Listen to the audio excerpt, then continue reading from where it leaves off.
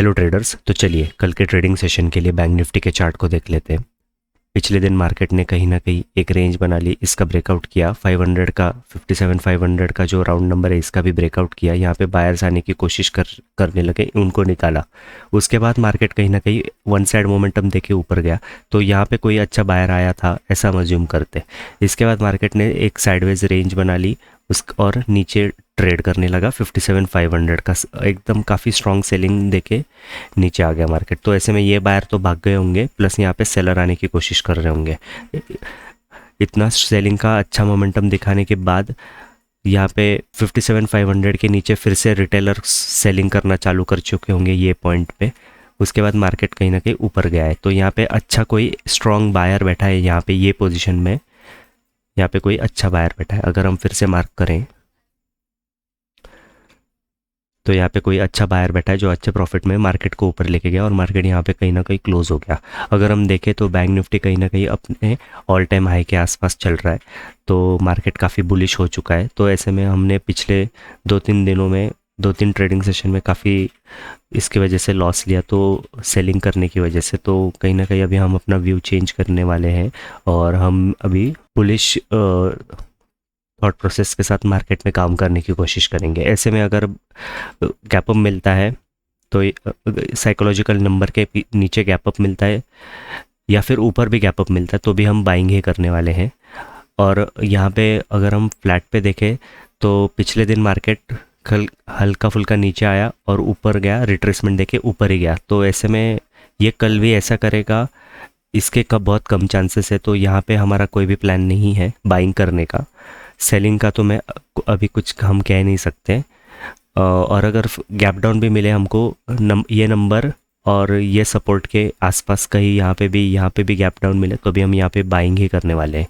क्योंकि यहाँ पे जो भी बायर आएगा गैप डाउन के साथ उसको एक रिट्रेसमेंट जैसे मार्केट ट्रीट करके यहाँ पे जो भी बायर है उनको भगा के फिर मार्केट फिर से ट्रेंड को फॉलो करने की बहुत ज़्यादा चांसेस है। तो फिर से अगर एक बार देख ले तो साइकोलॉजिकल नंबर के ऊपर गैप अप में हम बाइंग करेंगे, नंबर के नीचे हम बाइंग करेंगे। फ्लैट में हमारा कोई भी प्लान नहीं है। और ये नंबर के साइकोलॉजिकल नंबर के ऊपर गैप डाउन मिलेगा तब हम बाइंग करेंगे। और रेजिस्ट ये जो सपोर्ट है इसके ऊपर अगर गैप डाउन मिला तो भी हम बाइंग ही करेंगे। ओके, सो अभी निफ्टी 50 के भी चार्ट को देख लेते हैं। पिछले दिन मार्केट ने फर्स्ट कैंडल के साथ कहीं ना कहीं नीचे गया और वापस ऊपर आ गया। एक सेकंड में एक क्लोजिंग भी नहीं दी इसने। 500 के ऊपर ही मार्केट पूरा दिन बना रहा। इसके बाद रेंज बना के ऊपर गया और ये ऊपर ही जाते रहा। एक हल्का फुल्का यहाँ पे जो भी बायर आए इन सबको रिट्रेसमेंट करके मार्केट निकाल चुका है। प्लस मार्केट उसके बाद ऊपर जाने की कोशिश कर रहा है। तो ऐसे में और अगर हम बैंक निफ्टी भी देखें तो ये काफ़ी पॉजिटिव ट्रेंड में है। निफ्टी 50 को देखें तो भी ये काफ़ी पॉजिटिव ट्रेंड में है। तो ऐसे में अगर गैप अप मिले तो भी हम बाइंग ही करेंगे। फ्लैट में ठीक बैंक निफ्टी की तरह जैसे फ्लैट खुल के ऊपर गया, वैसे कल अगले सेशन में भी फ्लैट खुल के ऊपर ही जाएगा। इसके बहुत कम चांसेस हो जाते हैं। तो यहाँ पे हमारा बाइंग का फ्लैट में प्लान नहीं है, क्योंकि फ्लैट में मार्केट हमेशा कुछ उल्टी साइकोलॉजी बनाने की कोशिश करता है, जहाँ तक मेरा एक्सपीरियंस है। तो फ्लैट में हमारा स्ट्रिक्टली यहाँ पे कोई भी प्लान नहीं है बाइंग करने का। सेलिंग भी नहीं करेंगे और बाइंग भी नहीं करेंगे, कोई प्लान नहीं है हमारा। देखते। और अगर हमको गैप डाउन मिले ये सपोर्ट के बीच में, यहाँ पे कहीं भी ये जोन में अगर गैप डाउन मिले तो हम बाइंग ही करेंगे। एक अच्छी कंडीशन ये होगी अगर मार्केट गैप डाउन खुलता है, नीचे जाने लगता है, 25,500 का यहाँ पे ब्रेक डाउन करता है हल्का सा और फिर मार्केट ऊपर जाता है, तो ये हमारे लिए अच्छा सेटअप होगा। क्योंकि फिर इंट्राडे में सेलर्स के पोजीशंस यहाँ पे अवेलेबल हो जाएंगे, प्लस मार्केट को बायर्स को हल्के भी हो जाएंगे। फिर मार्केट ऊपर जाने के लिए कहीं ना कहीं स्पेस मिल जाएगी। ओके ट्रेडर्स, सेंसेक्स के भी चार्ट को देख लेते हैं। सेंसेक्स ने भी कहीं ना कहीं फ्लैट खुल के ऊपर गया, रिट्रेस किया, वापस ऊपर गया। तो नीचे के बायर अगर मान लेते काफ़ी अच्छे प्रॉफिट में बैठे होंगे तो कहीं ना कहीं ये अच्छा खासा सेलिंग दिखा के ये बायर को तो भगा दिया होगा। जो भी नीचे के बचे पिछले दिन के नीचे के बचे कुछ बायर होंगे वो अच्छे प्रॉफिट में अभी भी बैठे होंगे। प्लस ये जो सेलिंग का मोमेंटम आया ठीक बैंक निफ्टी की तरह, ये जो मोमेंटम आया सेंसेक्स में भी आया, यहाँ पे सेलर्स को इनवाइट किया होगा, प्लस मार्केट ने ऊपर जाने की ही कोशिश की है।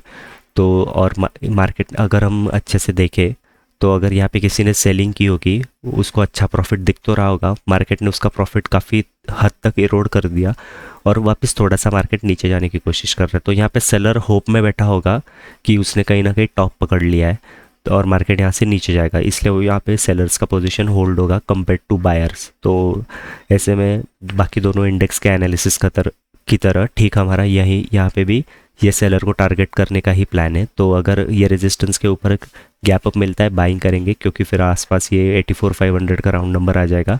फ्लैट में हमारा यहाँ पे निफ्टी 50 और बैंक निफ्टी की तरह कोई भी प्लान नहीं है, और गैप डाउन सपोर्ट के ऊपर गैप डाउन मिलता है तो भी हम यहाँ पे बाइंग ही करेंगे।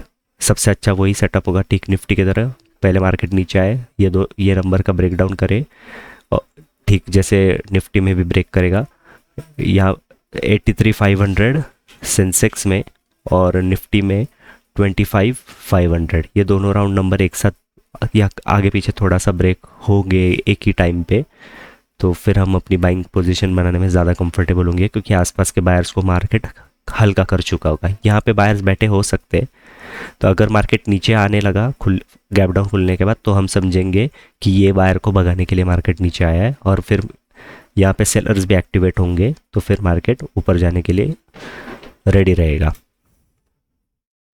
तो कल कल हमारा ट्रेंड को फॉलो करने का ही प्लान है, ज़्यादा हम अभी ओवर एनालिसिस करने की कोशिश नहीं करेंगे। तो मिलते हैं नेक्स्ट ट्रेडिंग सेशन के वीडियो में। Thank you so much for watching.